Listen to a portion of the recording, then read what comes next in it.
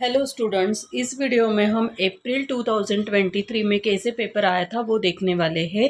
TYB com advance accounting semester 6। देखो, आपका paper 70 marks के लिए आता है। Question 1 is compulsory. क्वेश्चन 1 में उन्होंने फिलिंग द ब्लैंक्स पूछे हैं एनी 5 आउट ऑफ 7। फर्स्ट आया था dash dash are not form for earning profit, cooperative society are not form for earning profit. Second, capital of cooperative society is in the form of share capital. Next, third, the urban cooperatives are also known as urban cooperative banks. Dash dash branches means a branch which does not maintain its own set of books. Dependent branch जो होती है वो head office के ऊपर depend होती है, तो वो अपने separate set of books maintain नहीं करती। What is the full form of AI? AI का फुल फॉर्म होता है artificial intelligence. Dash dash is a science dealing with the application of accounting facts gathered through auditing methods and procedure to resolve legal problems। देखो, forensic accounting जो होता है वो legal issue जो होते हैं ऑनलाइन, वहाँ पे हम सॉल्व करते, तो उसका आंसर क्या आएगा? Forensic accounting. Dash dash is an important technique of financial analysis. Ratio analysis is the important technique. Be true और फॉल्स, एनी 5 आउट ऑफ 7। देखो, 5 सॉल्व करने हैं, 7 में से 5 मार्क्स के लिए। Absolute liquid ratio is also called cash position ratio, false statement है। Cash flow statement shows the flow of cash and cash equivalent during the financial period, false. Liquidity ratio are measured of the ability of a company to pay off its long term liabilities. Correct answer है। Liquidity ratio किसके लिए होता है? Long term liabilities paid करने के लिए। Branch account stock and debtors method is also known as analytical method, true sentence है। Share capital is a current asset, नहीं, शेयर कैपिटल हमारी क्या है? लायबिलिटीज है, ये सेंटेंस फॉल्स है। Cooperative societies are form with the aim of helping their members, true. Branch profit and loss account is prepare to find out sales, sales find out करने के लिए हम branch profit and loss account नहीं prepare करते हैं, इसलिए ये sentence क्या है? फॉल्स है। हमें अगर क्रेडिट सेल्स चाहिए तो हम डेटर्स अकाउंट ओपन करते हैं। नेक्स्ट 5 मार्क्स के लिए मैच द फॉलोइंग है। डेटर्स टर्नओवर रेशियो का मतलब होता है trade receivable turnover ratio. Branch accounting separate accounts for each branch. Cash, cash ये अपनी क्या है? Current asset. प्रॉफिटेबिलिटी रेशियो किसके लिए यूजफुल है? Determining the financial performance. Solvency ratio किसके लिए है? डेब्ट टू इक्विटी रेशियो। उसके बाद शॉर्ट नोट्स है एनी 3 आउट ऑफ 6। देखो, 15 मार्क्स के लिए ये शॉर्ट नोट्स आई है। क्रेडिट कोऑपरेटिव सोसाइटी, आपका जो बुक है उसके ऊपर 1.3 या 1.6 पे आपको इसकी इंफॉर्मेशन मिल जाएगी। Explain the importance of branch accounting, branch accounting ये आपको 2.2 या 2.3 पे मिल जाएगा। फॉरेंसिक अकाउंटिंग 3.2 पेज नंबर है। पंचसूत्री ऑफ कोऑपरेटिव सोशल रिस्पॉन्सिबिलिटी 3.20 पर है। फ्यूचर्स एंड ऑप्शंस, फ्यूचर्स 3.39 पे है और ऑप्शंस 3.40 पे है। यूजेस ऑफ रेशियो एनालिसिस 4.15 और 4.16। देखो, आप थर्ड लेसन अच्छी तरह से एग्जाम के लिए प्रिपेयर करके रखो। शॉर्ट नोट्स के लिए तो maximum short notes third lesson से आई है। ओके। नेक्स्ट क्वेश्चन सेकेंड, ये आपको कोऑपरेटिव सोसाइटी का 20 मार्क्स के लिए आया था। देखो, आपको क्वेश्चन सेकेंड, थर्ड और फोर्थ इनमें से 2 ही प्रॉब्लम सॉल्व करने। कोऑपरेटिव सोसाइटी, ब्रांच और रेशियो एनालिसिस, इनमें से आप कौन से भी 2 प्रॉब्लम सॉल्व कर सकते हो। कोऑपरेटिव सोसाइटी के लिए एक फिक्स फॉर्मेट है, वो फॉर्मेट अच्छी तरह से लर्न कर लीजिए, फिर वहाँ पे सिर्फ आपको वैल्यूज पुट करनी है। ठीक है, यहाँ पे क्या बोला है उन्होंने? Prepare from the following trial balance of Sanmitra cooperative society limited as on 31 March 2022। Other adjustment, prepare trading account, क्या क्या प्रिपेयर करना है हमें यहाँ पे? Trading account, profit and loss account for the year ended 31 March 2022 and balance sheet. देखो trading, profit and loss और हमें बैलेंस शीट यहाँ पे प्रिपेयर करना है, ठीक है। मैंने यहाँ पे ट्रेडिंग का फॉर्मेट बना लिया है, debit credit, opening stock purchases, credit में सेल्स और क्लोजिंग स्टॉक। और ये प्रॉफिट एंड लॉस का फॉर्मेट है। ये फॉर्मेट अच्छी तरह से लर्न कर लेना। यहाँ पे सब आइटम्स दिए हैं। ये फॉर्मेट आपको बुक में भी मिल जाएगा। पहले फॉर्मेट लिख लो, आपका काम इजी हो जाएगा। फॉर्मेट में 1 to 17 तक लेके आइटम्स दिए हैं। इंटरेस्ट है, बैंक चार्जेस, सैलरीज, अलाउंसेस, ऐसे आइटम्स है। कुछ आइटम्स डेबिट साइड में है और क्रेडिट साइड में। आगे का ये प्रॉफिट एंड लॉस का फॉर्मेट है। उसके बाद ये बैलेंस शीट का फॉर्मेट है। Share capital, reserve end fund, ऐसे लायबिलिटीज में कुछ आइटम्स है और एसेट में कुछ आइटम्स है। ये देखो कुछ ऐसे इस तरीके से ये फॉर्मेट है। ये आपको बुक में भी मिल जाएगा। एग्जाम में अगर आप पहले ही फॉर्मेट लिख लेते हो और फिर बाद में पोस्टिंग करोगे तो आपका काम बहुत इजी हो जाएगा। ओके, चलो अभी हम प्रॉब्लम स्टार्ट करने वाले हैं। एडजस्टमेंट के टिक मार्क कर लेंगे। क्लोजिंग स्टॉक के एडजस्टमेंट है। Closing stock of fertilisers and machinery as on 31 March 2022 closing stock है, कहीं पे भी इसकी टिक मार्क नहीं होगी। आउटस्टैंडिंग ऑफिस रेंट, ऊपर ऑफिस रेंट है, उसके ऊपर एक टिक मार्क कर लो। उसके बाद provide depreciation 5% on dead stock, dead stock ऊपर है, उसके ऊपर टिक मार्क करनी है। Create provision for bad and doubtful debts, bad and doubtful debts मतलब सन्ड्री डेटर्स के ऊपर बैड डेब्ट्स होता है, आरडीडी होता है, लेकिन यहाँ पे सन्ड्री डेटर्स के ऊपर हमें टिक मार्क नहीं करने है, हम डायरेक्टली इसका पोस्टिंग करने वाले हैं। और लास्ट एडजस्टमेंट है प्रोवाइड ऑडिट फीस, ऊपर तो ऑडिट फीस नहीं है इसलिए इसकी टिक मार्क नहीं होगी, ठीक है। चलो अभी हम क्या करेंगे, 1 बाय 1 एक एक पोस्टिंग स्टार्ट कर देंगे। ये क्वेश्चन पेपर आपको यूनि पुणे के साइट के ऊपर, वेबसाइट के ऊपर उन्होंने क्वेश्चन पेपर अपलोड किए हैं, वहाँ पे आपको ये क्वेश्चन पेपर मिल जाएंगे। चलो पोस्टिंग स्टार्ट करते हैं। यहाँ पे आपको दिया है शेयर कैपिटल 15,000। बैलेंस शीट के लायबिलिटीज में आपको लिखना है यहाँ पे शेयर कैपिटल 15,000। उसके बाद दिया है डिपॉजिट फ्रॉम मेंबर्स। देखो अगर क्रेडिट साइड में अमाउंट है तो ये कहाँ पे जाने वाली है, क्रेडिट जाएगा लायबिलिटीज़ में, डेबिट जाएगी एसेट में, ठीक है। या डेबिट जाएगा प्रॉफिट एंड लॉस के डेबिट में या प्रॉफिट एंड लॉस के क्रेडिट में। लेकिन देखो अगर डेबिट में अमाउंट है तो ये तो प्रॉफिट एंड लॉस या ट्रेडिंग के डेबिट में जाती है, लेकिन बैलेंस शीट के एसेट में जाती है। अगर क्रेडिट साइड में अमाउंट है तो ये ट्रेडिंग या प्रॉफिट एंड लॉस के क्रेडिट में जाएगा, लेकिन यहाँ पे लायबिलिटीज़ में, बैलेंस शीट के लायबिलिटीज़ में जाती है, ठीक है। अभी उन्होंने पूछा है, दिया है डिपॉजिट फ्रॉम मेंबर्स, कहाँ पे लिखेंगे, लायबिलिटीज़ में है, देखो डिपॉजिट, यहाँ पे लिखो डिपॉजिट फ्रॉम मेंबर्स। कितनी अमाउंट है, 30,000, ठीक है। उसके बाद उन्होंने दिया है डेड स्टॉक 7,000 और उसके ऊपर डेप्रिसिएशन है, मतलब इसका मतलब होता है ये फिक्स्ड एसेट है, तो एसेट साइड में फिक्स्ड एसेट के ग्रुप में लिख देंगे डेड स्टॉक 7,000। बैलेंस शीट के एसेट में जाना है, यहाँ पे आपको लिखना है डेड स्टॉक 7,000 और उसके ऊपर डेप्रिसिएशन निकालने के लिए बोला था उन्होंने एडजस्टमेंट नंबर थर्ड में दिया था 5% डेप्रिसिएशन निकालो, इसके ऊपर 5% डेप्रिसिएशन, वो आपका आएगा 350। आउटर में आपकी अमाउंट आनी चाहिए 6,650।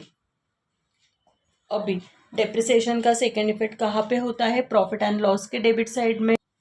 प्रॉफिट एंड लॉस के डेबिट साइड में देखो डेप्रिसिएशन का ग्रुप है, यहाँ पे लिख दो डेड स्टॉक 350।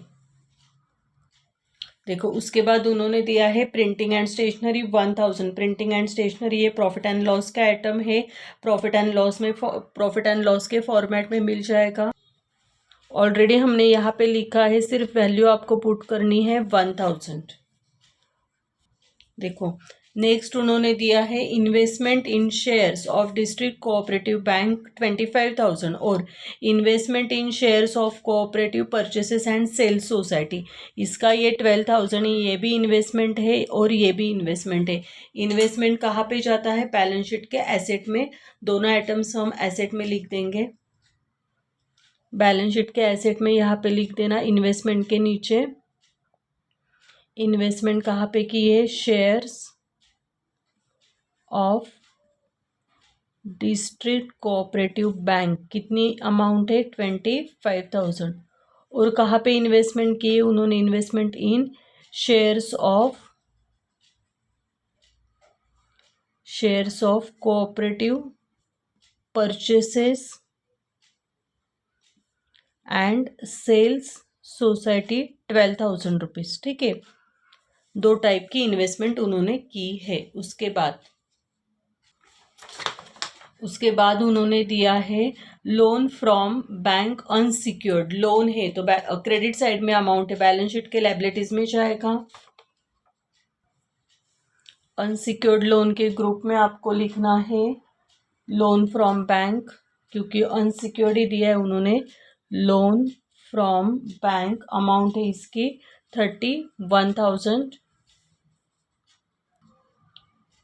नेक्स्ट उन्होंने दिया है लोन के बाद लोन टू मेंबर्स, लेकिन डेबिट साइड में है तो ये कहाँ पे जाने वाला है? एसेट में।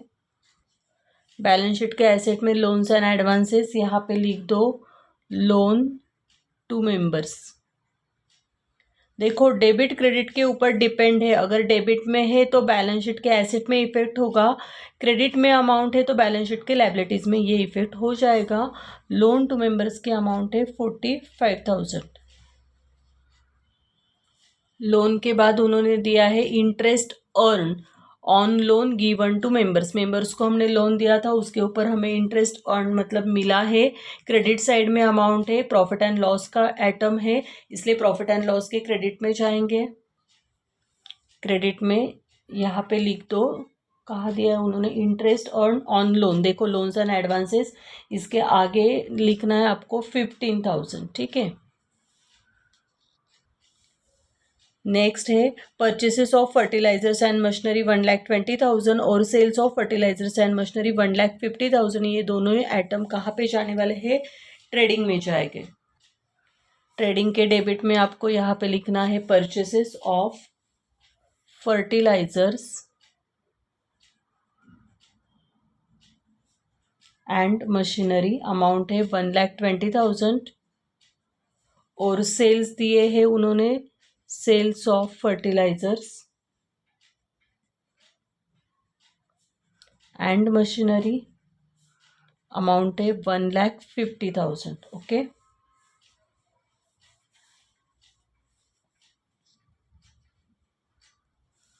उसके बाद है office rent. Office rent profit and loss में जाएगा और उसके ऊपर एडजस्टमेंट है।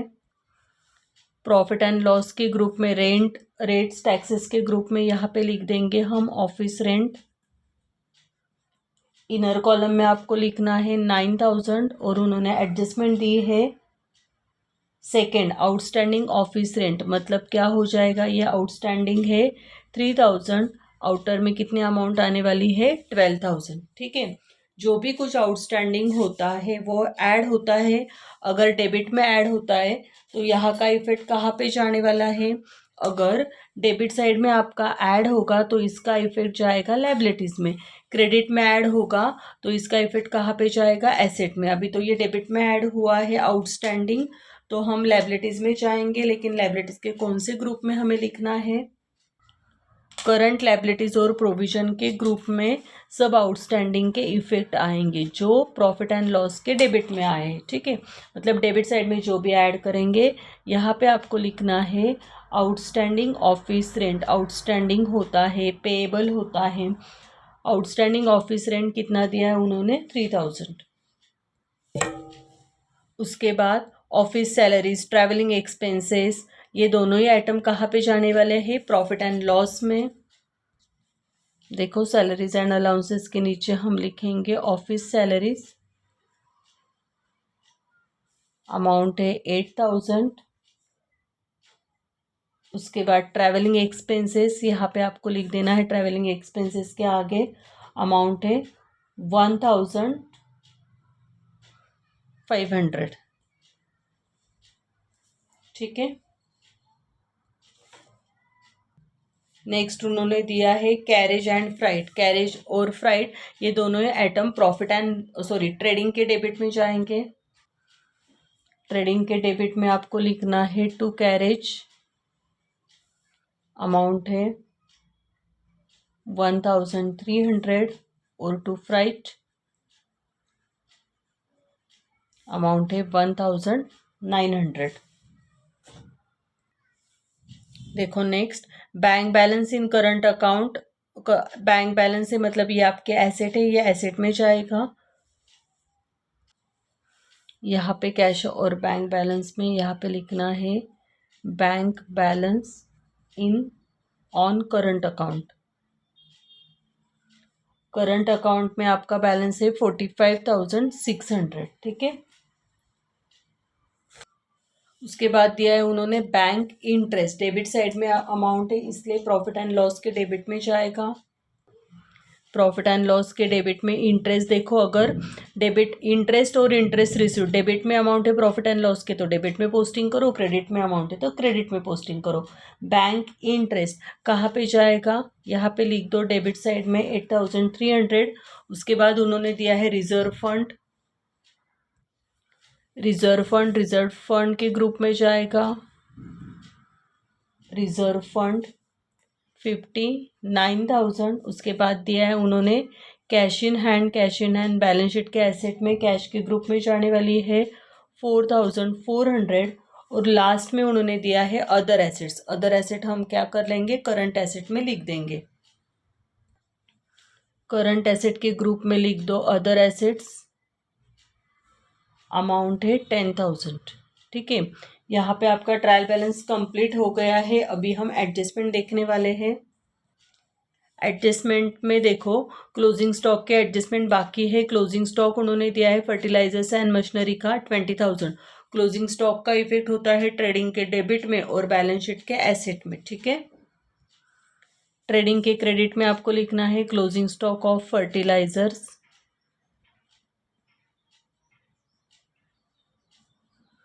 And machinery 20,000। ठीक है। और बैलेंस शीट के एसेट में लिखेंगे, करंट एसेट में आपको लिखना है यहाँ पे stock, closing stock of fertilisers and machinery 20,000। उसके बाद आउटस्टैंडिंग ऑफिस रेंट के एडजस्टमेंट हुए है, प्रोवाइड डेप्रिसिएशन हुआ है, ये बाकी है लास्ट दो। Create provision for bad and doubtful debts 1,500।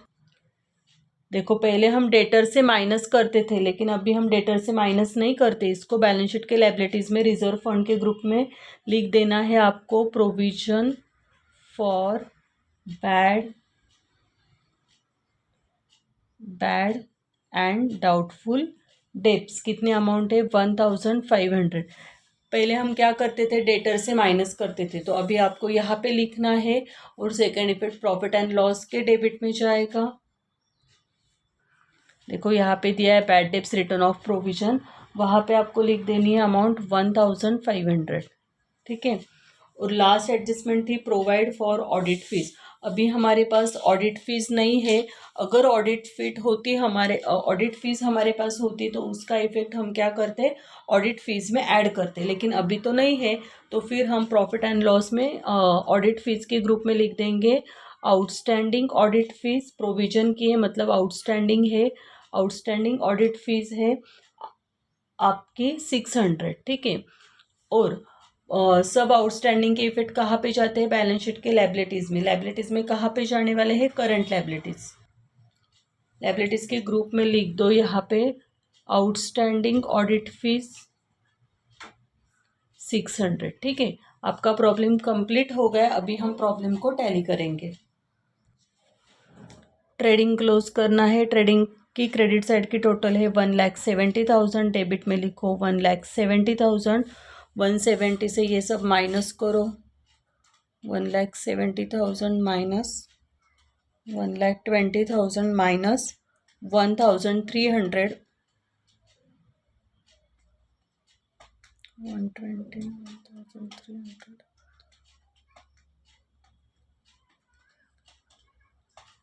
यहाँ पे आपका ग्रॉस प्रॉफिट आ रहा है 46,800। इसको आपको नाम देना है टू ग्रॉस प्रॉफिट। ये आपकी बैलेंसिंग फिगर है, ठीक है।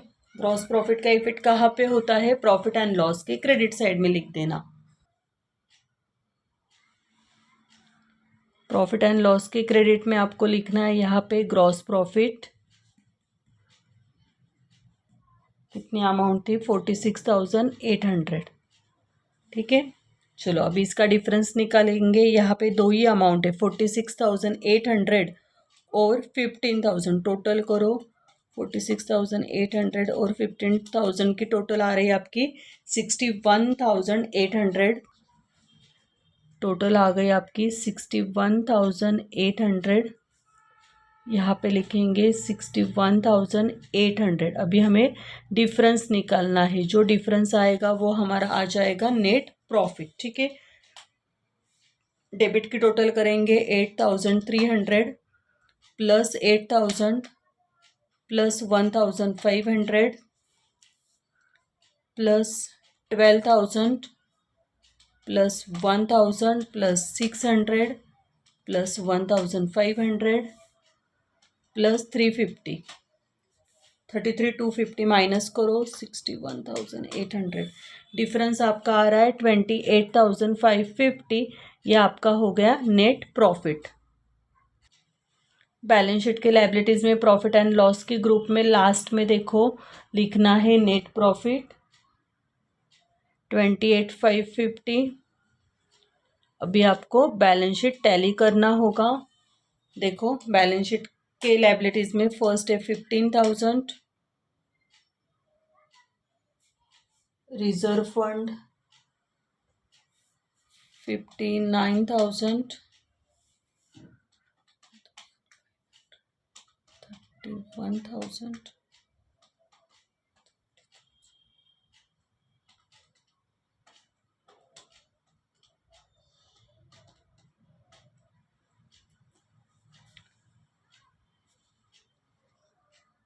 इसकी टोटल आ गई मेरी लायबिलिटीज की 1,68,650।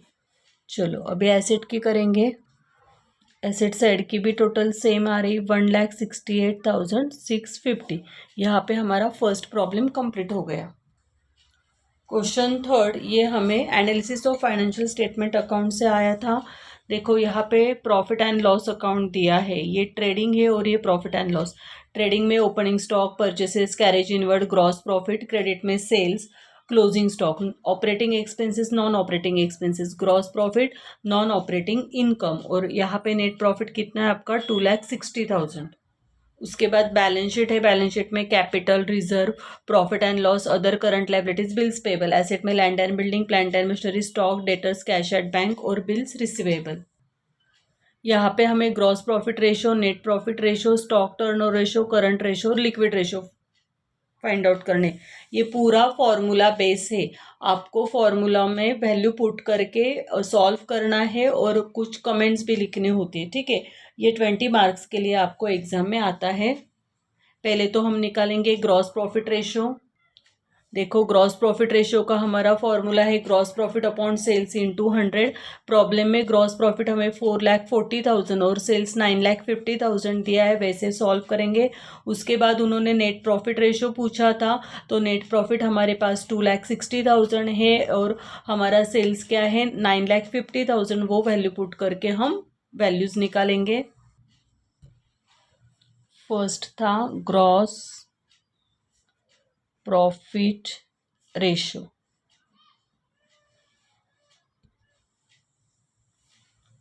फॉर्मूला है gross profit upon sales into 100।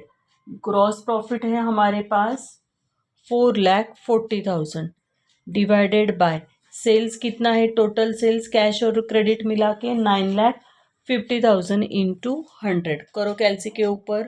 4,40,000 divided bye 9,50,000 into 100, यहाँ पे आपका आ गया 46.31%।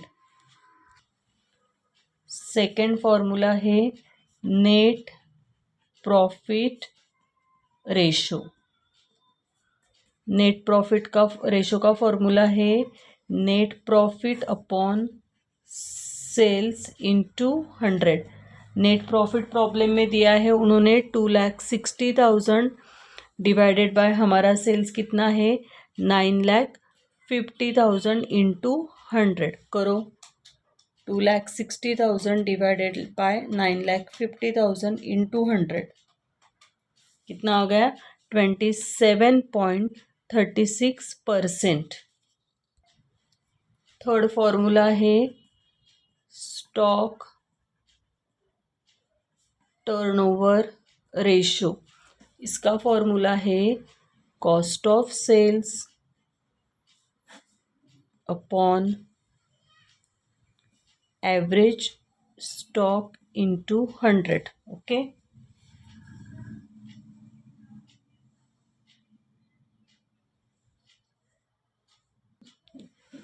फॉर्मूला में इंटू 100 नहीं है। अभी कॉस्ट ऑफ सेल्स कैसे निकालेंगे, सेल्स माइनस ग्रॉस प्रॉफिट हमारे पास मिल जाता है cost of sales divided by average stock कैसे निकालेंगे, opening stock plus closing stock divided by 2। देखो सेल्स हमारे पास कितना था 9,50,000, उसके बाद ग्रॉस प्रॉफिट कितना था 4,40,000 डिवाइडेड बाय ओपनिंग स्टॉक क्या है 99,500 ट्रेडिंग के डेबिट में दिया है, क्लोजिंग स्टॉक दिया है क्रेडिट साइड में 1,50,000, इसको डिवाइड करना है। ठीक है, अभी 950 से 4,40,000 माइनस करो, 9,50,000 माइनस 4,40,000 कितनी अमाउंट आई 5,10,000। उसके बाद इन दोनों की टोटल डिवाइडेड बाय 2, 99,500 प्लस 1,50,000 इन दोनों की टोटल आ गई आपकी 2,49,500 और 2 से डिवाइड करना है 5,10,000 एज इट इज कॉपी करेंगे, इसको 2 से डिवाइड करो,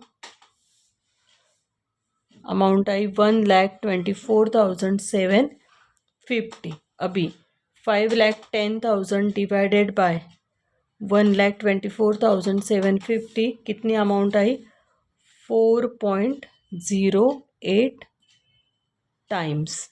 ठीक है, फोर्थ उन्होंने पूछा है करंट रेशो। देखो करंट रेशो के लिए हमें करंट एसेट्स और करंट लायबिलिटीज पता रहनी चाहिए। करंट रेशो का फॉर्मूला है current assets divided by current liabilities.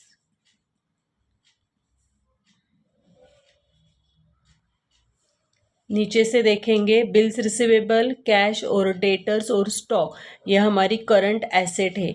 Land and building, plant and machinery fixed asset है। यहाँ से नीचे से देखेंगे बिल्स पेएबल और अदर करंट लायबिलिटीज, ये हमारी करंट लायबिलिटीज है। वैल्यू पुट करेंगे,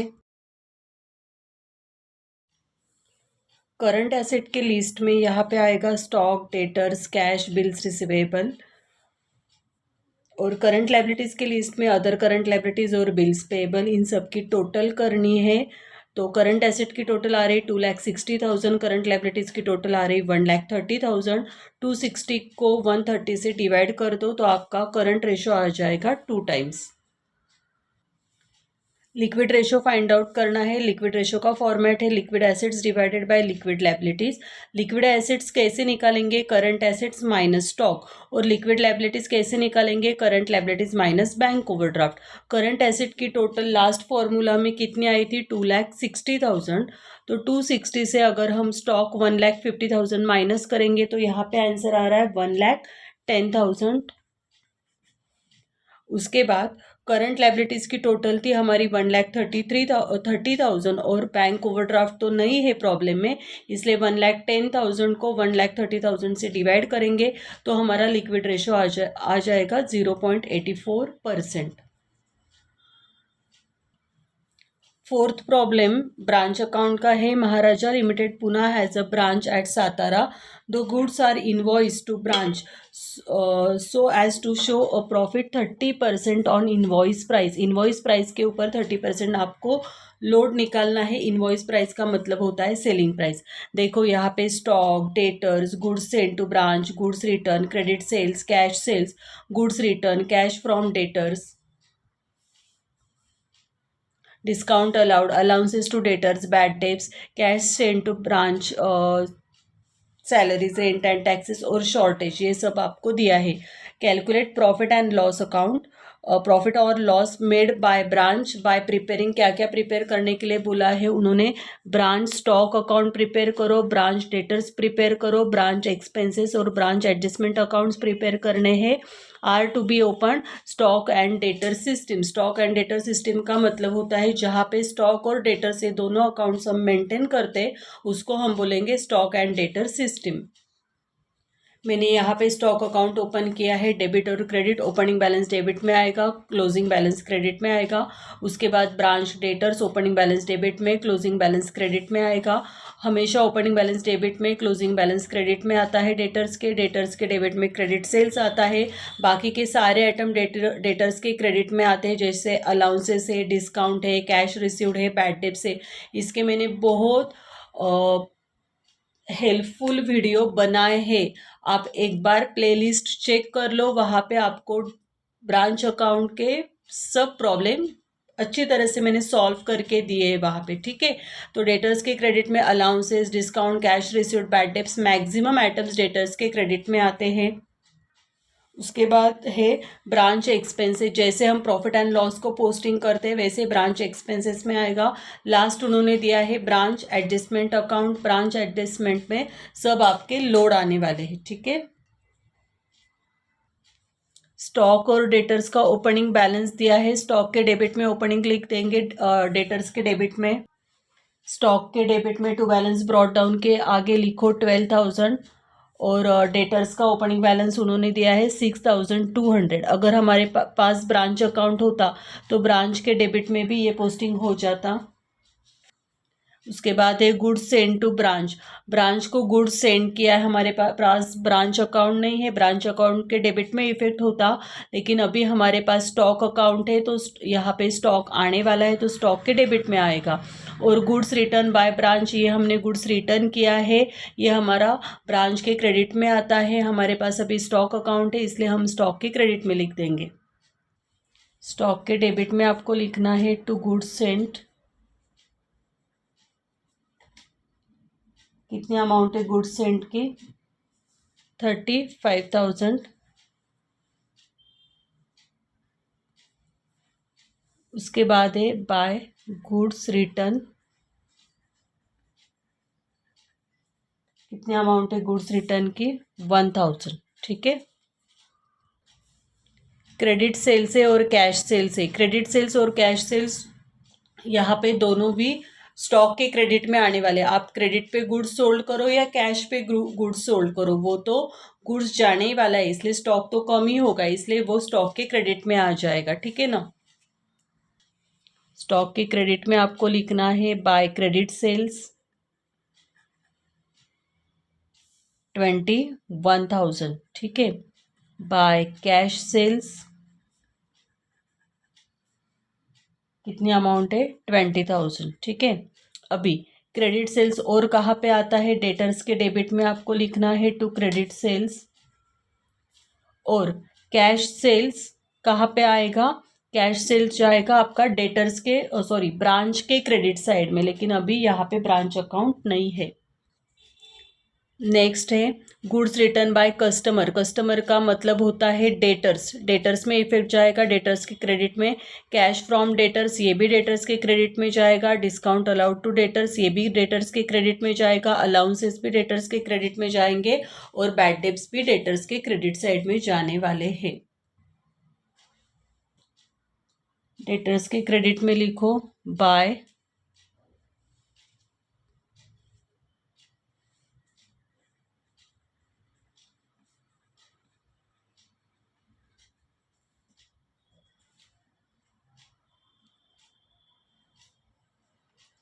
गुड्स रिटर्न, अमाउंट है आपकी 600। ठीक है, देखो अगर गुड्स रिटर्न होता है तो और कहाँ पे इफेक्ट हो जाएगा, स्टॉक के डेबिट में। गुड्स आ रहा है ना हमारे पास, तो स्टॉक और डेटर से क्रॉस में इफेक्ट होता है, स्टॉक इंक्रीज होने वाला है। यहाँ पे लिखो goods return from customer, customer से हमें गुड्स रिटर्न हुआ है कि नहीं, कितनी अमाउंट है वो 600। उसके बाद था कैश फ्रॉम डेटर्स, लिखो यहाँ पे बाय कैश फ्रॉम डेटर्स, कितनी अमाउंट है 19,000। ठीक है, अभी हमारे पास कैश फ्रॉम डेटर्स, उसके बाद कैश फ्रॉम डेटर्स का इफेक्ट ब्रांच के क्रेडिट में जाता, लेकिन ब्रांच अकाउंट नहीं है। उसके बाद उन्होंने दिया है बाय डिस्काउंट अलाउड,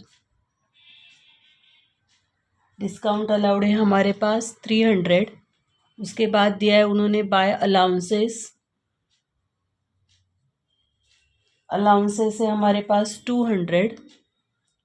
और लास्ट दिया है बाय बैड डिप्स। ठीक है, बैड डिप्स के अमाउंट है 600। अभी यहाँ पे कैश फ्रॉम डेटर्स तो नहीं, लेकिन discount allowed, allowances, bad debts, इन तीनों का इफेक्ट ब्रांच के डेबिट में लिख देना टू डिस्काउंट अलाउड, क्योंकि ये हमारे एक्सपेंसेस है, ब्रांच एक्सपेंसेस के डेबिट में to discount allowed 300, to allowances 200, to bad debts 600। ठीक है, अभी यहाँ पे चेक दिए salaries, cheque send to branch for salaries, rent and taxes. अगर ब्रांच अकाउंट होता तो ब्रांच अकाउंट के डेबिट में आता, लेकिन अभी हमारे पास एक्सपेंसेस है, एक्सपेंसेस के डेबिट में लिख देंगे। और लास्ट में क्या दिया है उन्होंने, शॉर्टेज 400। एक्सपेंसेस के डेबिट में लिखो टू सैलरीज, कितनी अमाउंट है 3,300। उसके बाद है to rent and taxes, amount है 2,000। ठीक है, उसके बाद उन्होंने दिया है शॉर्टेज, शॉर्टेज जाएगा, गुड्स शॉर्टेज है हमारे पास, यहाँ पे लिख दो ब्रांच स्टॉक के क्रेडिट में आपको लिखना होगा शॉर्टेज, अगर एक्सेस होता तो डेबिट में आता। यहाँ पे लिख दो बाय शॉर्टेज इन गुड्स, कितनी अमाउंट है वो 400। शॉर्टेज का इफेक्ट और ब्रांच एडजस्टमेंट में भी जाएगा। ब्रांच एडजस्टमेंट के डेबिट में लिख दो टू शॉर्टेज या टू ब्रांच स्टॉक, ब्रैकेट में लिखना शॉर्टेज, अमाउंट है 400। ठीक है, पूरा प्रॉब्लम कंप्लीट हो गया। अभी हम क्या करेंगे, लोड निकालेंगे।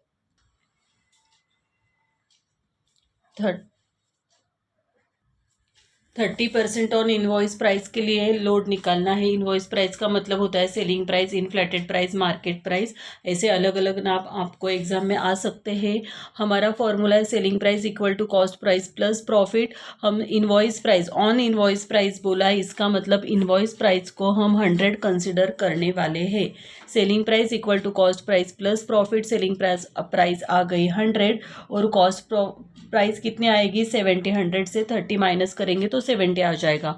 लोड का फॉर्मूला है profit upon selling price, profit हमारे पास 30 है, सेलिंग प्राइस हमारी 100 है, तो लोड हमारा आ गया 3/10। उसके बाद लोड किसके किसके ऊपर निकालना है आपको, opening stock, closing stock, goods invoice, goods return. Opening stock हमारे पास था 12,000, स्टॉक अकाउंट क्लोज कर लो, उसका क्लोजिंग बैलेंस आपका आ जाएगा 5200। गुड्स इनवॉइस 35,000 है और गुड्स रिटर्न है 1000। ओपनिंग स्टॉक का लोड आ गया 3/10 करके 3600। ओपनिंग स्टॉक डेबिट में है, इसका लोड क्रेडिट में लिखेंगे। क्लोजिंग स्टॉक है 5200, उसका लोड आ गया 1560। क्लोजिंग स्टॉक क्रेडिट में है, उसका लोड डेबिट में लिखेंगे। गुड्स इनवॉइस है डेबिट साइड में, इसका लोड आ गया 10,500, वो डेबिट में, उसका लोड हम क्रेडिट में लिखेंगे। गुड्स रिटर्न क्रेडिट साइड में है 1000, उसके ऊपर लोड निकाला तो वो 300 रुपीज़ आया है, क्रेडिट साइड में है, वो हम कहाँ पे लिखने वाले हैं, डेबिट साइड में। यहाँ पे स्टॉक अकाउंट क्लोज किया है, स्टॉक की डेबिट साइड की टोटल 47,600 आ रही है, क्रेडिट साइड की टोटल 47,600 लिख लो। यहाँ पे क्लोजिंग बैलेंस मतलब आपकी बैलेंसिंग फिगर कितनी आ गई, 5200, ये आपकी बैलेंसिंग फिगर आ गई। ठीक है, उसके बाद आपको डेटर्स क्लोज करना है। डेटर्स की डेबिट साइड की टोटल 27,000, यहाँ पे ये टोटल आपकी आ रही है 27,200। क्रेडिट में लिख दो 27,200 और आपकी बैलेंसिंग फिगर आ रही है यहाँ पे 6,500। ये आपकी बैलेंसिंग फिगर है डेटर्स की। उसके बाद आपको एक्सपेंसेस अकाउंट क्लोज करना है। एक्सपेंसेस की डेबिट साइड की टोटल आ रही है 6,400, वही टोटल आप क्रेडिट में लिख दो और वो ब्रांच एडजस्टमेंट में ट्रांसफ़र करने। आपका डिफरेंस कितना आएगा, 6,400, वो ब्रांच एडजस्टमेंट में हम ट्रांसफ़र कर देंगे। अभी ब्रांच एडजस्टमेंट के डेबिट में आए हैं, ब्रांच अकाउंट में आए, यहाँ पे ये ट्रांसफ़र कर दिया। अभी हम लोड लिखेंगे। देखो, ओपनिंग स्टॉक का लोड आया था, क्रेडिट में लिखो बाय स्टॉक रिजर्व,